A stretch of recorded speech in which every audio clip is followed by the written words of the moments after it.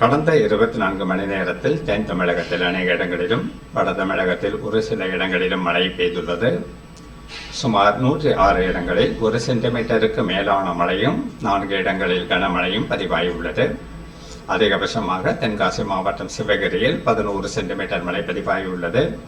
அதிகபட்ச வெப்பநிலை பெரும்பாலான இடங்களில் இயல்பாகவும் ஒரு சில இடங்களில் இயல்பை விட 2 டிகிரி செல்சியஸ் அளவுக்கு குறைவாகவும் பதிவாகி இருந்தது.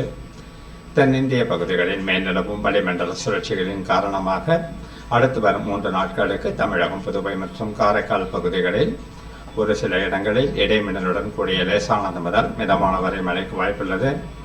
கனமழையை பொறுத்தவரை இன்றும் நாளையும் நீலகிரி முதல் கன்னியாகுமரி வரையிலான மேற்கு தொடர்ச்சி மலை மாவட்டங்கள் மற்றும் அதனை ஒட்டியுள்ள மாவட்டங்களிலும், மதுரை, சிவகங்கை, புதுக்கோட்டை, ராமநாதபுரம், தூத்துக்குடி உள்ளிட்ட தென் மாவட்டங்களிலும், தஞ்சை, திருவாரூர் உள்ளிட்ட டெல்டா மாவட்டங்களிலும் ஓரிரு இடங்களில் கனமழைக்கு வாய்ப்புள்ளது.